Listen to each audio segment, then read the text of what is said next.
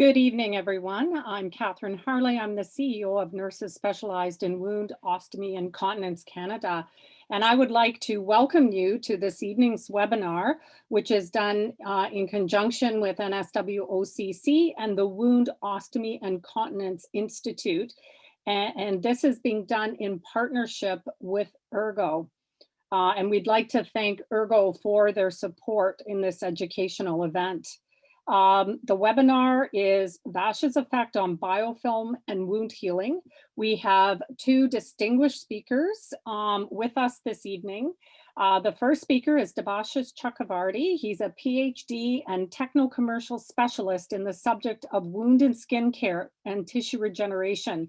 Using his educational and work background in chemical technology, chemistry, and biochemistry, and polymer science, which are all encompassed in the now developed area of biomaterials. He has worked in multiple environments. This includes small startups to developing OEM businesses to mature businesses. He has a demonstrated history of working in the medical device industry, specifically the wound healing space, with the skills in the areas of product development, medical, and regulatory affairs, publication strategy development, and clinical development. Debashish is the author of many papers and published patents, and he's currently employed as the VP of Medical Affairs and Innovation at Urgo Medical North America. Our second speaker is Dr. Gregory Schultz. He is a PhD in biochemistry from Oklahoma State University, and then he completed 3 years of postdoctoral study in cell biology at Yale University. After serving as the assistant professor of biochemistry at the University of Louisville School of Medicine and associate professor of biochemistry and ophthalmology, Dr. Schultz was appointed professor of OBGYN at the University of Florida, where he established the Institute for Wound Research to study molecular and cellular regulation of healing. Dr. Schultz's research focuses on the roles of growth factors, cytokines, proteases in normal and chronic wound healing in the skin and the eye. He has published more than 250 research papers, chapters, and review articles. He was recognized as an innovation leader by Time magazine in 2006, and he has served as the chair of the Wound Bed Preparation Advisory Board. He's been a member of the National Pressure Injury Advisory Panel, and he served as the president of the Wound Healing Society.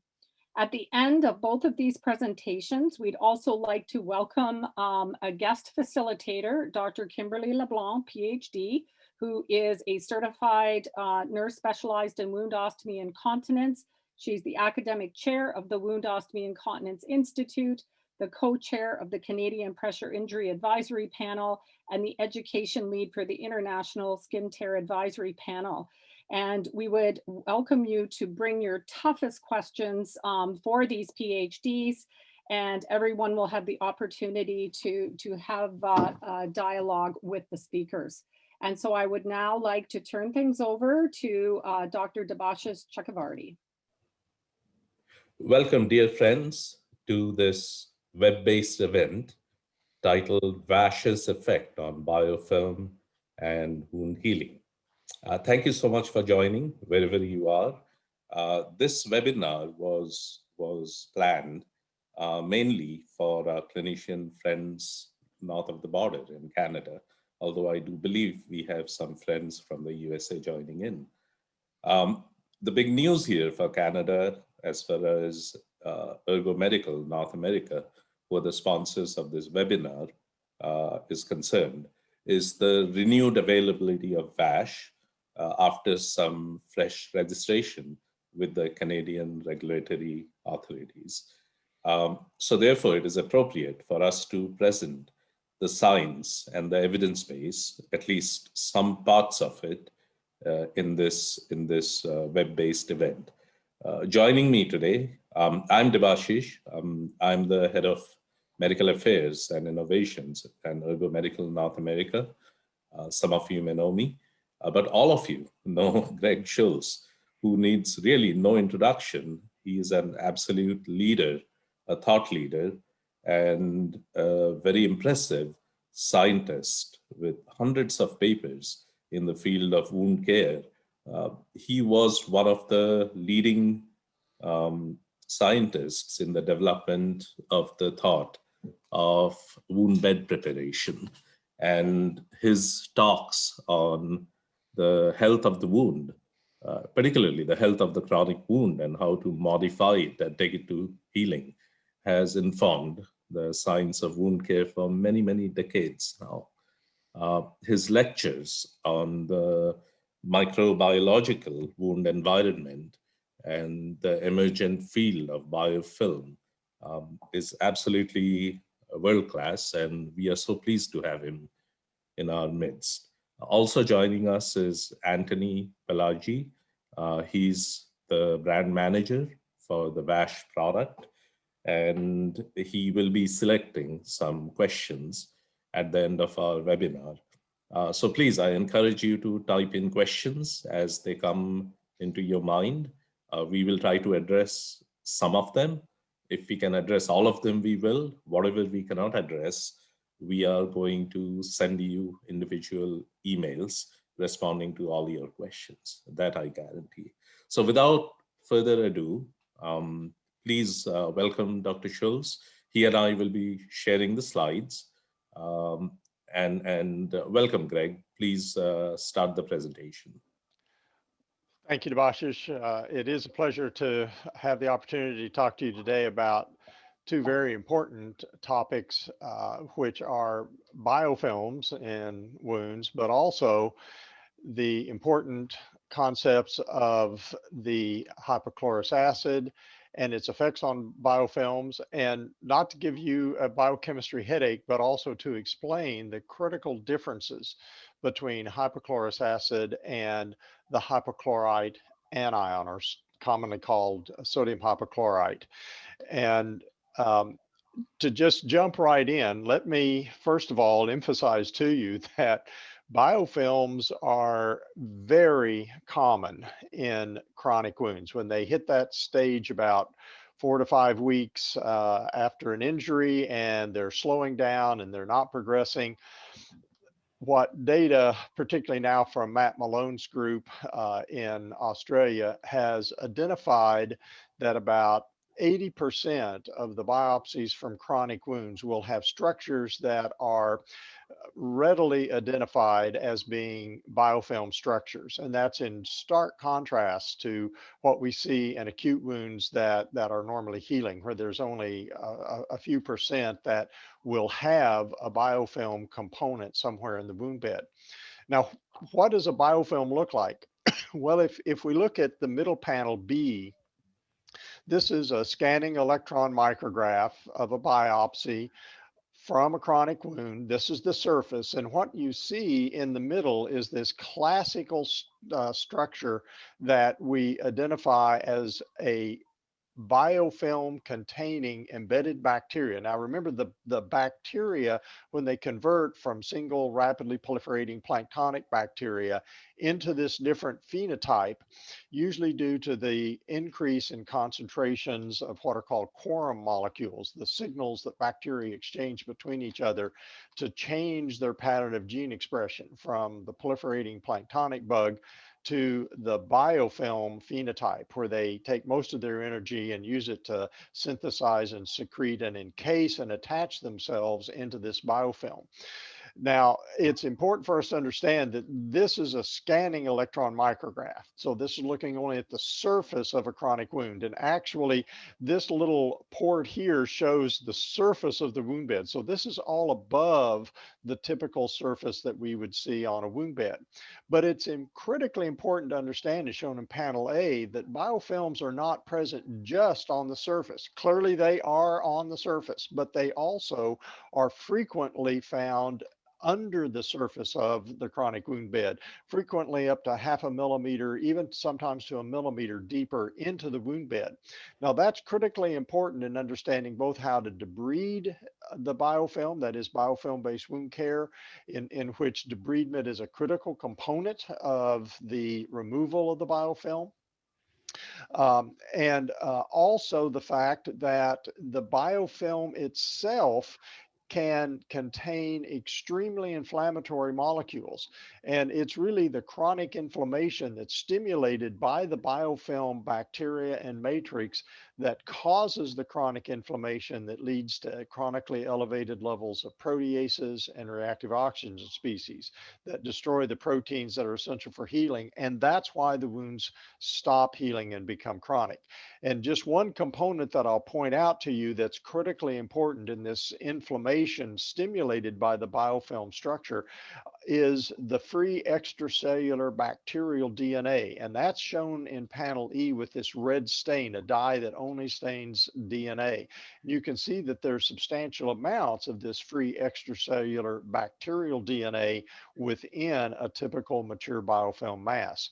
And it's the unique sequences within the bacterial DNA, the so-called CpG islands, that our innate immune system, our toll-like receptor 7, actually has evolved to be able to rapidly identify these unique bacterial sequences and stimulate the innate immune system to try to rapidly respond to the presence of the bacterial biofilm. And in panel C, you see a little single planktonic staph bacteria. And in panel D, you can see that again, biofilm is not one uniform slimy mass on the surface, but actually will form multiple locations and multiple communities of the biofilm. And in fact, when we look at biofilms at a DNA level in chronic wounds, we see that almost never is there a single bacterial species present, but there are usually multiple bacterial species in biofilms within chronic wounds. And that becomes important as we look at the ability of different wound cleansers and wound antiseptics to be able to remove biofilm effectively, because it needs to kill not just one species. So again, how does this immune response to biofilms cause tissue damage and impair healing? Well, in this classic paper by Bill Costerton, who coined the term biofilms, published in Science in 1999, you can see that in panel A, these white ovals here, those are the representing single planktonic non-attached bacteria. And normally our antibodies and our antibiotics, the little X's, are usually pretty effective, along with our phagocytic cells, our neutrophils and macrophages, at engulfing and preventing these planktonic bacteria from leading from contamination, colonization into true infection.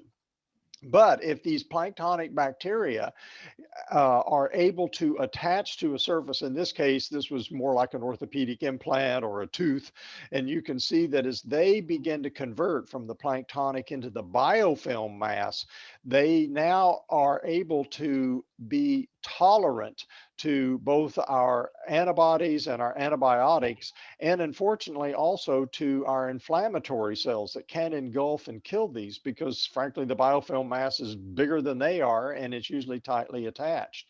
But what Costerton pointed out was that these biofilm masses continue to stimulate inflammation.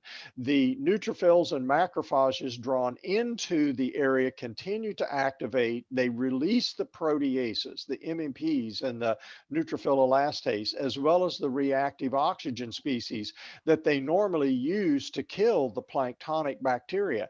And it's the off-target effects of these proteases and reactive oxygen molecules that cause damage to the surrounding tissue, and especially to the growth factors, receptors, and matrix proteins that are essential for healing. And it's this chronic inflammation and the downstream products of that prevent the wound from healing by destroying these essential components. So it's important for us to understand, why are bacteria and biofilms so hard to kill? Well, there are multiple reasons. First of all, the exopolymeric matrix of the biofilm is dense. And as that diagram tried to indicate, it actually is a pretty effective physical barrier for penetration of large molecules such as our own antibodies. Also, the exopolymeric matrix of the biofilm can chemically react with and neutralize many of the microbicides. And most of the exopolymeric matrix in the different species of biofilms have a high net negative charge. Now, this is frequently due to the unique polysaccharides, such as the polyalginic acid that Pseudomonas makes, as well as the extracellular DNA that comes from the bacteria that will both have net negative charges. And so this can act like a negatively charged shield that can ionically bind and prevent penetration of many of the common antimicrobials and unfortunately also antibiotics that we use. Overall, the most common reason why bacteria and biofilms are so hard to kill is that many of the bacteria in the center of the biofilm masses convert into persister bacteria, that is, ones that have very low metabolic activity. And it's critical for us to remember that antibiotics only kill metabolically active bacteria. They kill them by interfering with essential bacterial enzymes and transport systems, for example. Also, the bacteria on the outer shell of the biofilms are usually metabolically active, and many of those are aerobes or facultatively anaerobes, and that can consume the oxygen and limit its ability to penetrate to the center of the biofilm, which actually creates a niche, an area where anaerobic bacteria can survive much better because the concentration of the oxygen is very low in the center. Also, as I indicated in that previous slide, biofilms communities within chronic wounds are almost never a single species.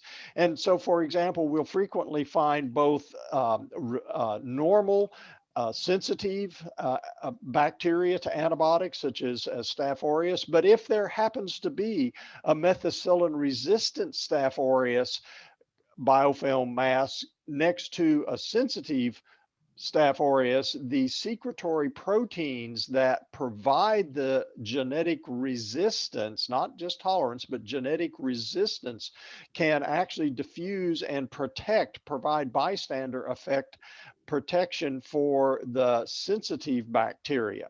And for example, Pseudomonas will actually secrete the enzyme called catalase, and that destroys one of the major reactive oxygen species that our neutrophils and macrophages produce, which is the hydrogen peroxide.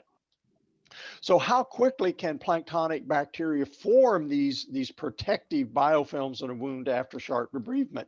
So if I ask you, which answer do you think is true? 7 days, 5 days, 3 days, or 1 day? How long does it take to reform a protective biofilm in a typical wound after sharp debridement? Well, the answer is 3 days, and that comes from this study that we did with Randy Walcott, where he debrided chronic wounds when they first came into the clinic. We measured both total bacteria, that is planktonic plus biofilm, as well as highly tolerant biofilm-based bacteria. And you can see all three of these wounds, as typical, had substantial amounts of biofilm tolerant bacteria. This is a log scale.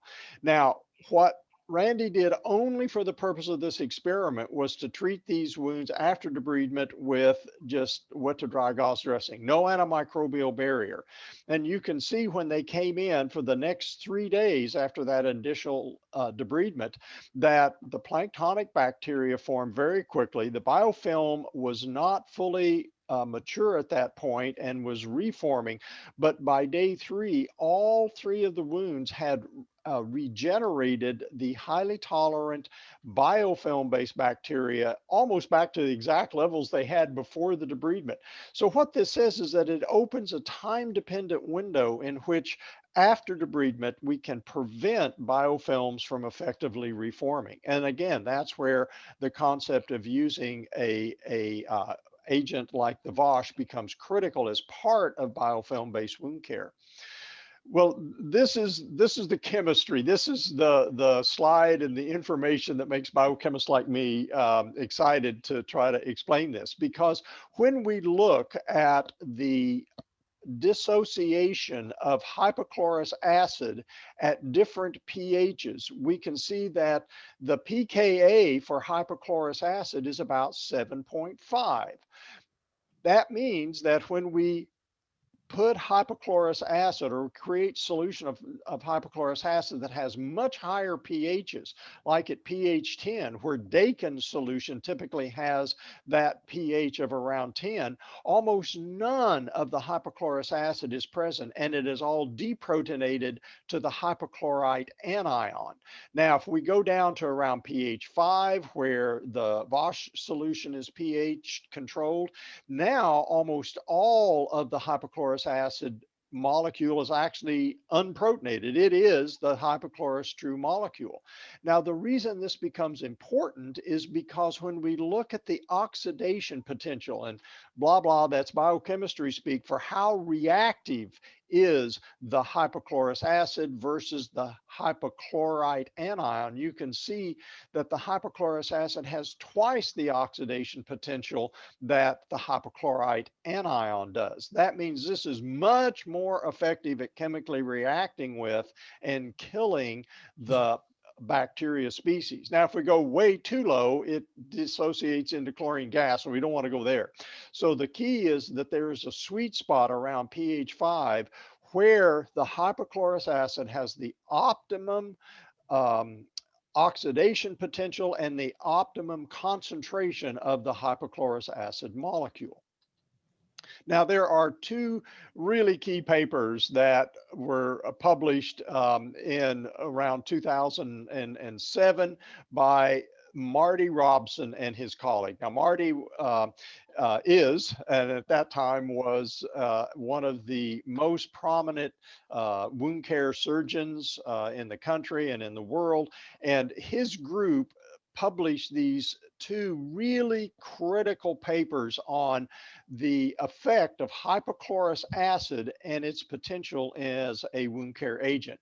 So one of the things that comes from one of those papers is to look at the effectiveness of hypochlorous acid, HOCl, as in Vashe, versus the hypochlorite anion, such as in Dakin's. And when they looked at the minimum bacterial cytal concentration, the MBC, that is, what is the concentration that can effectively kill essentially 5 logs of the bacteria? And they used 3 common, critically important pathogens, E. coli, Pseudomonas aeruginosa, and Staph aureus. You can see that the MBC is much, much lower than the MBC for the hypochlorite anion. Now, here we want low numbers because that means it only takes a little bit of hypochlorous acid to be effective as a complete killer for these 3 pathogen bacteria compared to the hypochlorite anion. Now, it's great to kill bacteria, but you don't want to kill every wound cell. So the other half of this concept is, what is the cytotoxicity of multiple types of wound cleanser formulations against human fibroblast cultures? And what these data show is the relative cell viability. So here we want large numbers. And you can see that the hypochlorous acid, as in Vashe, has incredibly good cell viability compared to the sodium hypochlorite solution, in this case, Anicept.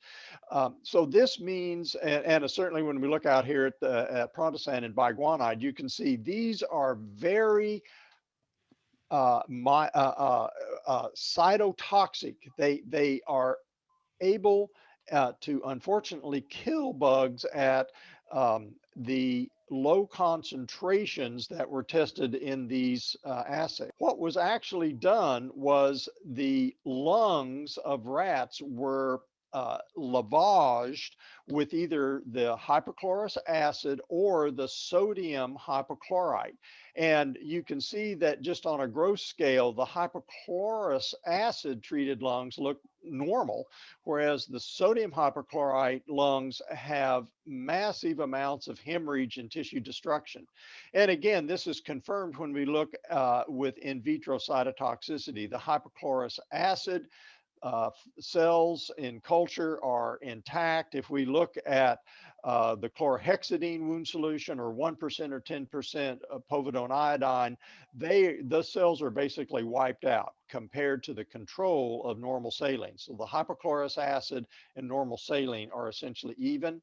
And importantly, when we look histologically at those lungs that were lavaged with normal saline, hypochlorous acid, or the sodium hypochlorite, look at the massive difference in the hemorrhage and the tissue destruction that we see in the lungs treated with the hypochlorite anion compared to normal saline or hypochlorous acid. If we go to higher power, you can see the red blood cells in their capillaries and arterioles intact in normal saline, essentially intact in the hypochlorous acid, but massive destruction and hemorrhage in the veins for the lungs that were lavaged with Dakin. So this shows the tremendous difference in the cytotoxicity of cells in culture, and especially when it's used in a more relevant animal model in actual tissues.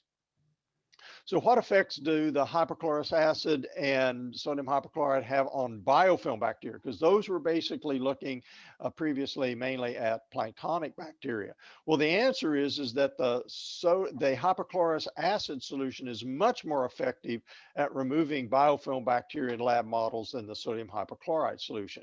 And just a visual representation of this, again, was done by Bill Costerton when he grew a mature biofilm of Pseudomonas and then exposed it to 60 minutes, 1 hour of dilute bleach, which in fact was the Dakin solution. And then he stained it with stains that detect either dead bacteria, which are stained green, or live bacteria, which are stained red. And you can see that the bacteria biofilm is killed only in the outer layers of the biofilm after 1 hour of exposure to the sodium hypochlorite, whereas there's still massive numbers of the bacteria in the deeper layers of the biofilm that are actually still alive. Now, what about the viability of the Pseudomonas aeruginosa, again, in a different type of model system?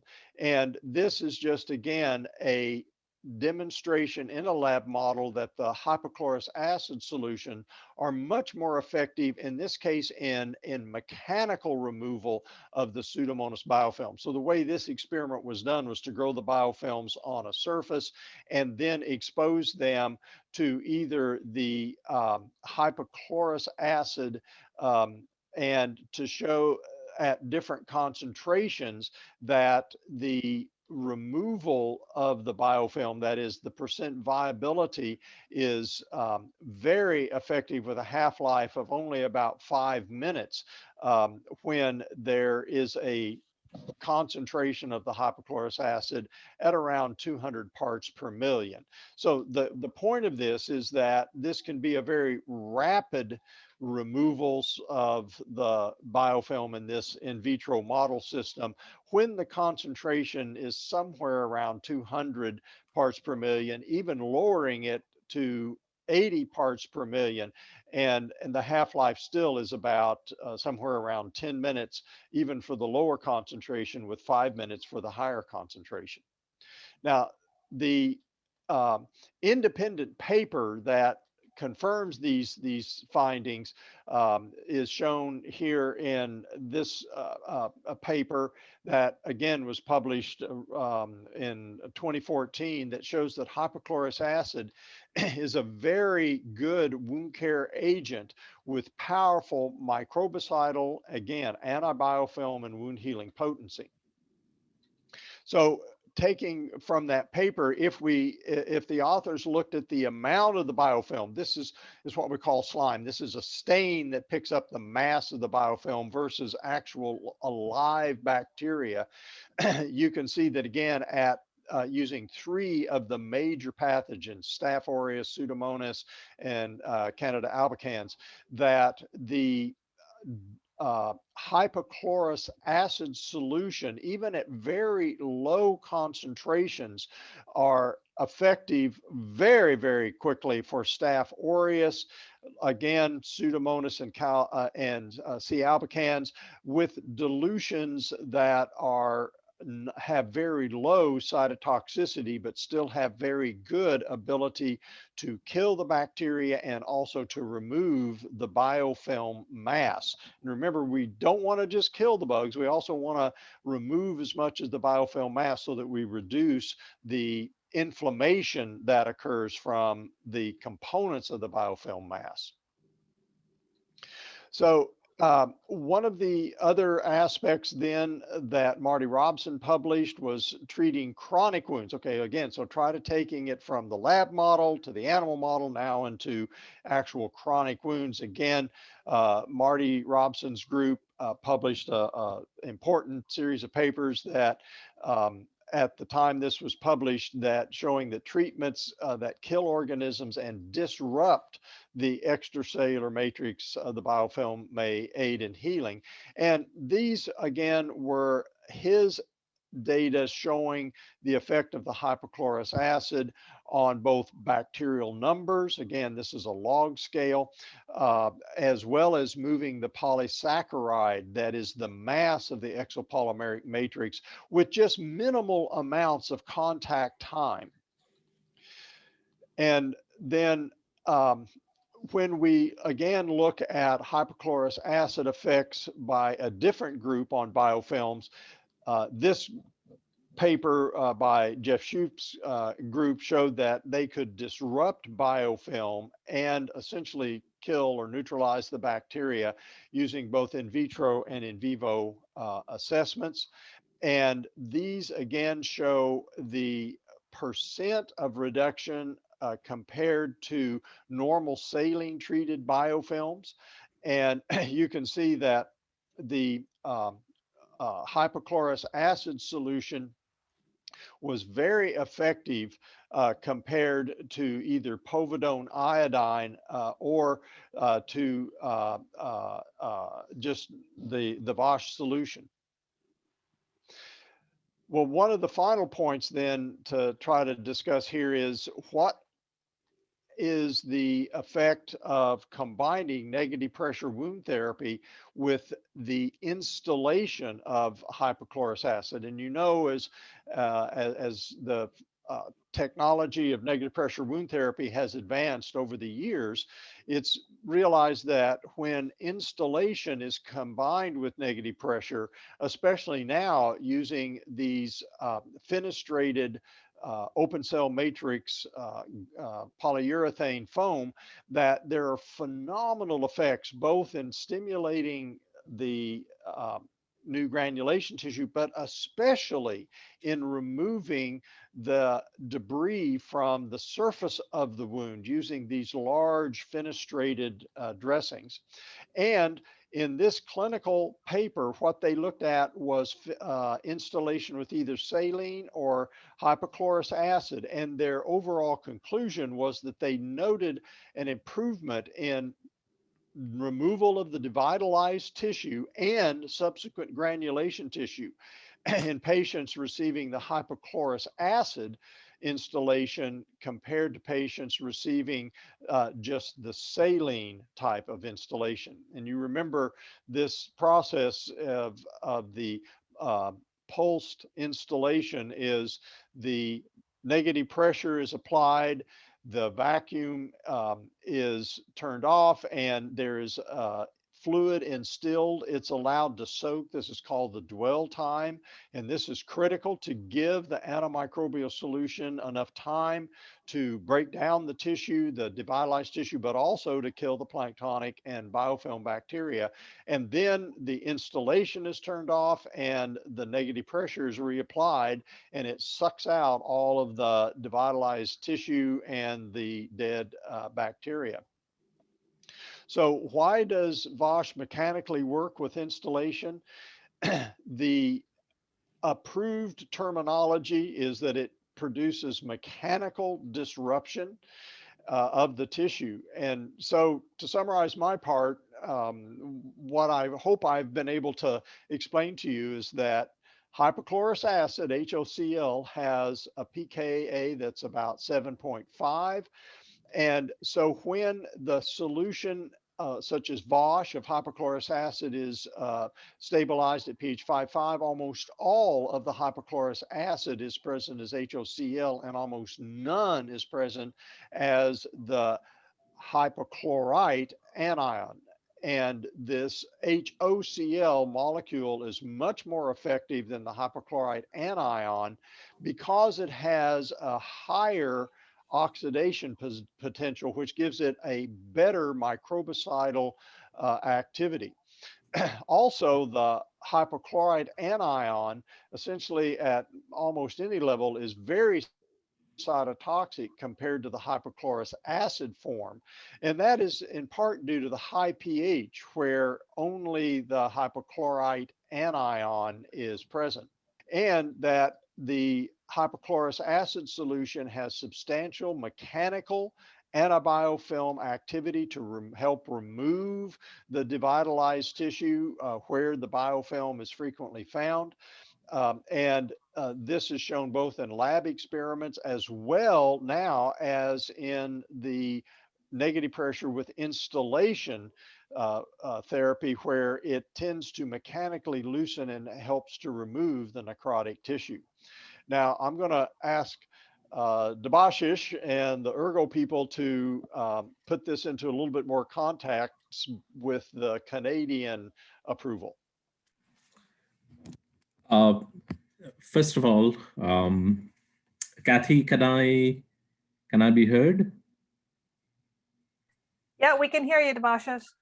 Okay, well, I just want to thank Greg for that awesome presentation. And doesn't matter how many times I've heard him speak on biofilm, every time I take new information away. So I hope all of you have enjoyed listening to him. Thank you for listening. The description of Vashe is that of a wound cleanser that is preserved with the powerful antimicrobial hypochlorous acid.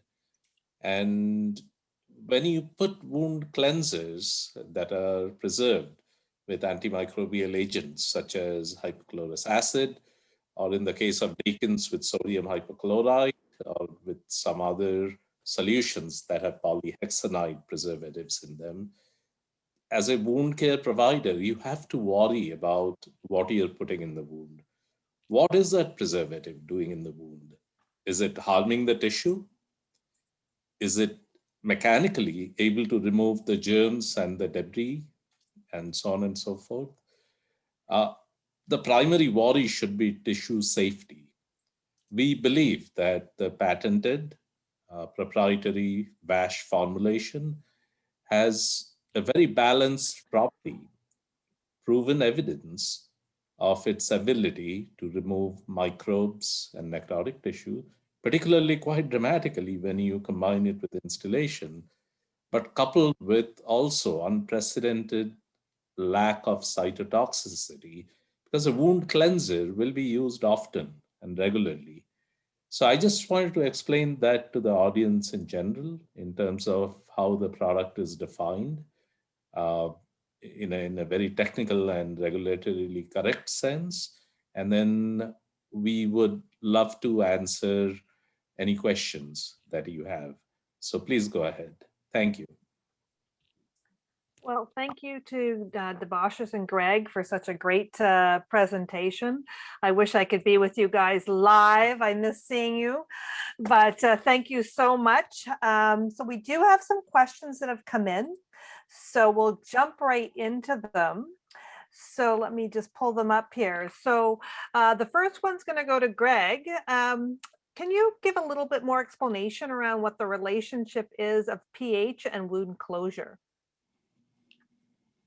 Sure, that's another important general concept to understand. And it turns out that when the pH of fluids, wound fluids from healing wounds is measured, it tends to be on the slightly acidic side.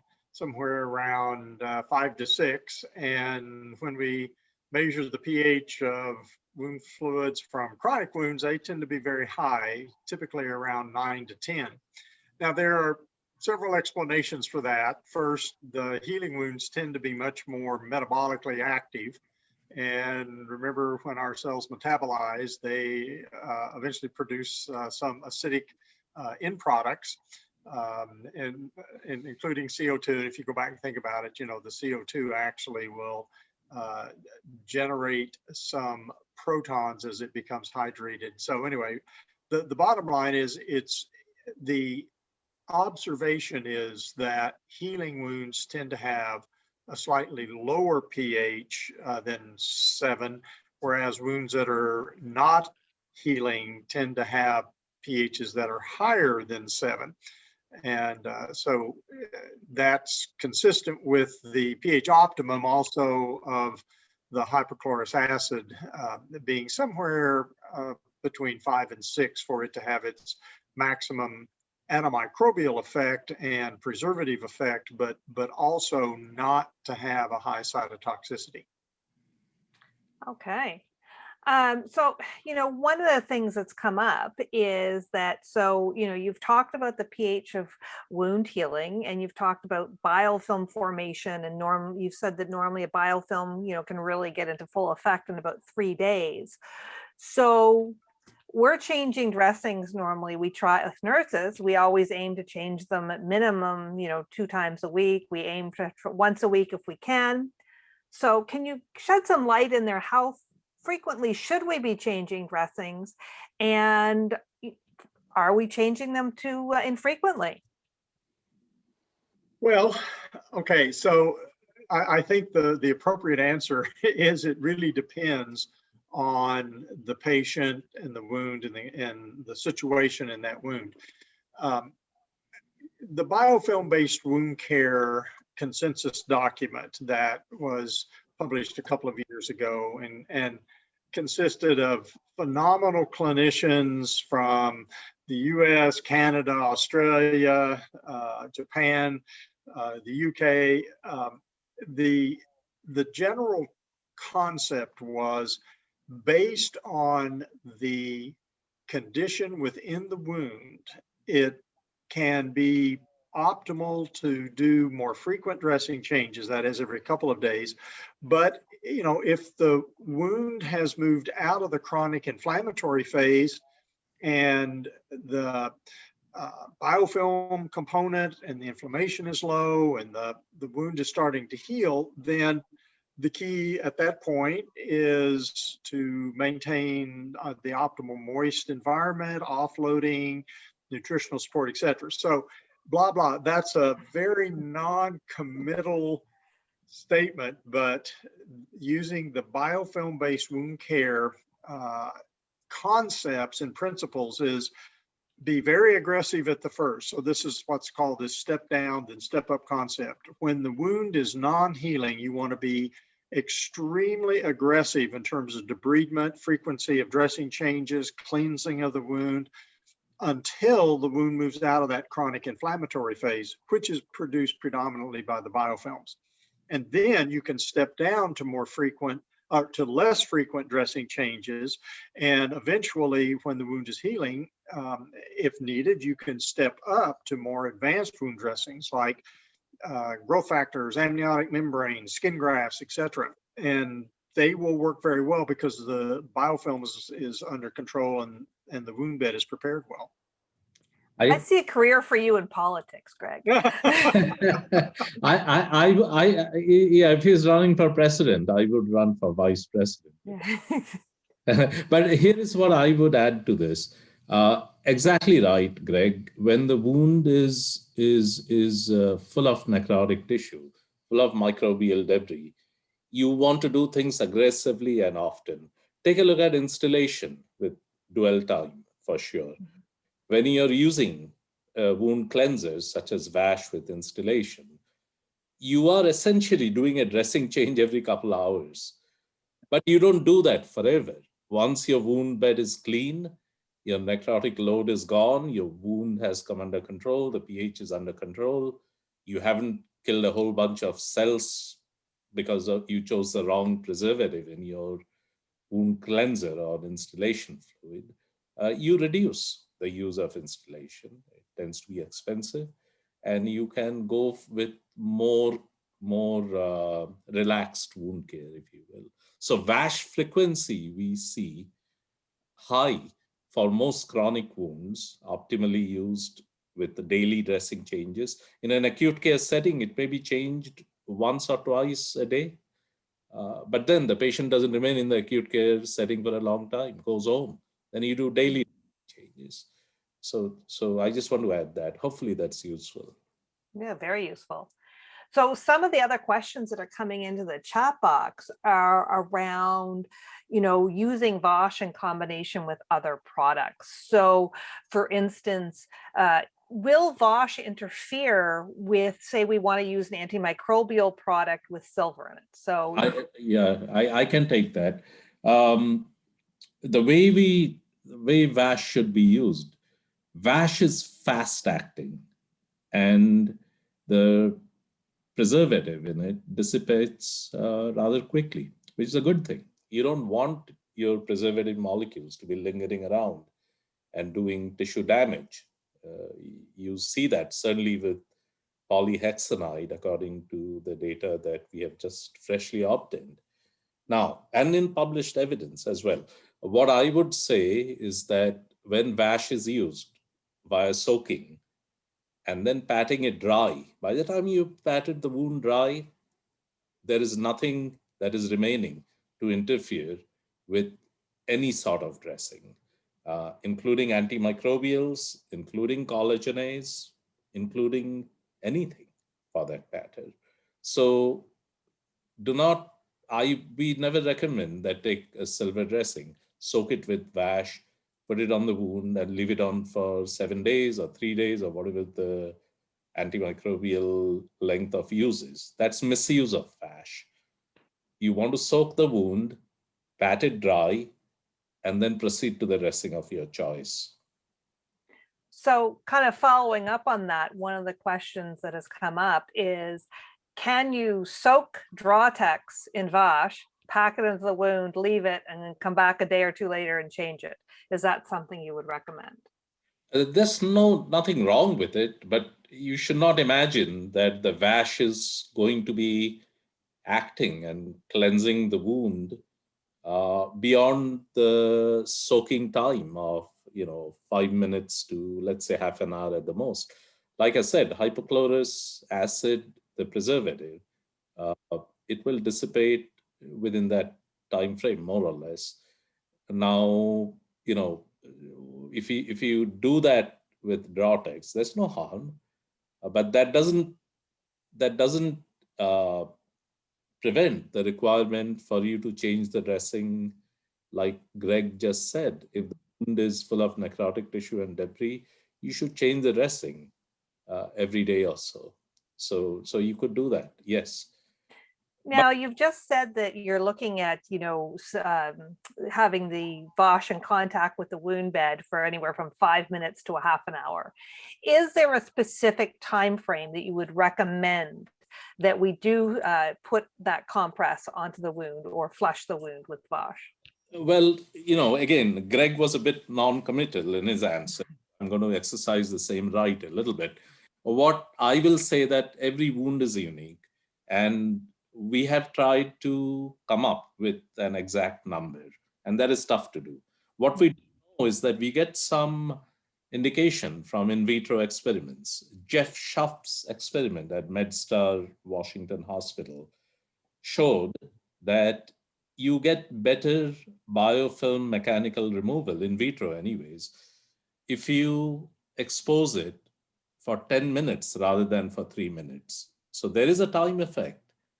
And we do also know that Vashe is fast acting, and people are practically not going to have a patience of waiting around for the wound to soak. We believe that, and based on the clinical evidence that have been published, that 5 to 10 minutes of soaking with wet gauze, not moist, but Vashe soaked gauze. You don't want the Vashe to dissipate on the cotton gauze, so you want to soak it good. You apply it to the wound, 5 or 10 minutes, and that seems to do the job. What is the optimal time? Is it 9 minutes? Is it 15 minutes or 12 or 13 minutes? Don't have a perfect answer. In general, we feel that a sloughy wound, you got to soak it a little bit better than a wound that is visibly clean and doesn't have slough. I think you've just run for that vice presidency. So we have a couple more good questions that have come in. So one of them is, if you're looking at using Vashe, have you had patients who've complained of any sensation such as burning when it's applied to the wound for cleansing? No, and absolutely, this is pretty amazing because, just today, probably thousands of patients were exposed to Vashe here. And we never hear about problems on stinging. It could have to do, and let me ask Greg's opinion on this, with the friendly pH of the product. We do know that really low pH products sting. Honey, for example, has got a lower pH. It can be as low as, below 3 sometimes, depending on the type of honey, and that stings. We know that alkaline dressings and some silver dressings, when you put them in an aqueous medium, it leads to an alkaline pH, and those are known to sting as well. But Greg, why do you think Vashe and the hypochlorous acid in it, when you put that in the wound, there is no stinging? Nothing is reported. It's like putting saline on the wound. I think the general answer is just that in healing wounds, the pH is usually between 5.5 and 6.5. So healing wounds don't tend to have chronic pain associated with them compared to like chronic wounds. So it's the pH of the Vashe is so close to the pH of normal healing wound fluid that I think for whatever reasons, the sensation that is associated with acute stinging is probably most likely due to two things. A pH that is out of the range of what normal healing wounds have, and you pointed out that Dakin's solution frequently will burn if the chronic wound still has sensation in it. It's not a neurotrophic diabetic foot ulcer. The other is that the hypochlorous acid preservative is going to react pretty quickly with the components, including the bioburden. And so it doesn't have a lot of time to penetrate extremely deeply into wounds.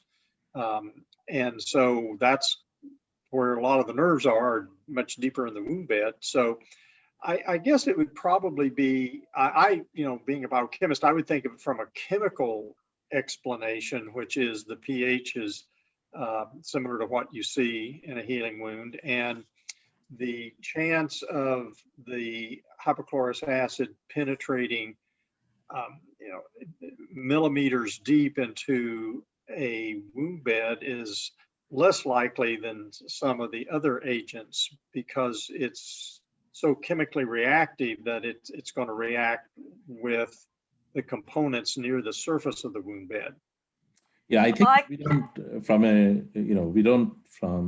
don't talk much about the reactivity of hypochlorous acid preservative with the wound bed. I have to point that out. One other thing is that products like honey in particular also have very high osmolarity, and that can lead to disturbance of the nerve endings. So that's one of the reasons why honey is known to sting, or high concentration salt containing products. Vashe's salinity and osmolarity is not too far from wound fluid. So that's one more reason why stinging is probably absent. Does it make sense, Greg? Yeah, I think your comment about the osmotic strength. The composition of the cleanser solution overall is very close to saline. So that would again be a reason why it probably doesn't shock the nerves. Yeah, Well, I can just speak on it from a clinical perspective, and I can tell you, because I use Vashe extensively with some people with some very vulnerable skin, and I've yet to have anybody complain of any kind of stinging or burning sensation. The only thing we worry about is staining of having, the staining of the or bleaching out of the bedclothes is what we worry about. So we're getting close to the end, but we have a couple more questions that hopefully we can answer. So one of them is very poignant because a lot of our viewers this evening do work in the community setting. So once they've opened a bottle of Vashe in someone's home, how long can that be left open and still be safe to use? Well, the product is good for its shelf life, whether it has been opened or left unopened. That's the long and short of it. We do have a, I think, use within 30 days statement on the bottle, but that's coming off based on the stability studies that we have concluded several months ago. So it is safe, just store it under conditions in which you see on the instructions for use printed on the bottle. So if I store it in room temperature and I'm using it just single patient use, and if that wound lasts a month and my bottle lasts a month, I'm good to go. Yes, definitely. A month is good, but the product has a shelf life of 18 months when manufactured. So when you get it, I would hope you have more than a month left. And so it's good until it's shelf life printed on the bottle, whether you open it or you don't open it. With respect to tonicity, I just want to point out, skin is somewhat hypotonic, and Vashe's Vashe's tonicity is absolutely matched with that of the skin, slightly hypotonic. Thank you. Okay, so we're coming to a close. There's one question left. Individual wondering is, do we have to do any rinsing with normal saline before or after using the Vashe? I think it's a good question. I've certainly never actually rinsed afterwards, but would you recommend rinsing a wound out afterwards after using Vashe? We would not, because for the same reason that Greg and I mentioned, that the Vashe is fast acting, and then anything that is harmful is gone. So you don't have to rinse it. Just pat it dry. Just pat it dry, because there's 3,000 types of wound dressings out there, and as a company, it is impossible for us to analyze all 3,000 to see if it is compatible with remaining hypochlorous acid. So what we tell people is just pat it dry. If you pat it dry, it's not there, and you should be you're pretty good with it. Greg, do you want to comment on that? Well, yeah, I would only add that if you take the dressing off the chronic wound and it's just filled with wound slough, I would suggest, rather than consuming the hypochlorous acid and that stuff, you need to just wipe the wound bed with sterile gauze or something to remove as much of the slough, which is not biofilm but can contain bacteria and so forth. So wipe that, then cleanse with the Vashe, and as Debashish said, after about 10 minutes, it's probably reacted almost completely. The good thing is that the end products of the hypochlorous acid are not toxic, and so you don't have to be concerned about removing residual toxic materials. And then, finally, if the treatment, the cleansing with the Vashe has loosened a lot of the necrotic tissue and the more adherent slough, then probably would be good to wipe that off again too, because you want to try to remove as much of that material from the wound bed after treatment with Vashe, if it has helped to break down some of the necrotic tissue. Don't leave. Yeah. So, Greg, listen, that's a great point, and I'm remiss if I did not mention that, because we talked about soaking the wound with Vashe. You have to then scrub. You should take the gauze with which you soaked it, lose microbial debris and necrotic tissue debris that has been mechanically removed from the wound bed. Give it a push with the wet gauze and wipe it off, and that will absolutely help optimize the wound healing process. Thank you, Greg, because I don't think I stressed that point enough. And maybe part of the question was, is there a harm to the wound after the 10 minutes, let's say? Do you need to remove the hypochlorous acid? The answer is no. No, but you need to remove the necrotic to solubilize. Fantastic. Great. Well, great. gentlemen, we've reached the hour. Would like to thank you both so much for joining us this evening. It's been a pleasure as always, and I can see by the comments coming in that everyone has enjoyed it thoroughly. If people have questions, feel free to you can always email us, and we can forward the questions to Debashish or Greg to get the answers for you. So thank you very much again. There's going to be a poll or survey launched shortly for you to complete. And thank you both so much for joining us. And hopefully next time we can do this face to face. Pleasure.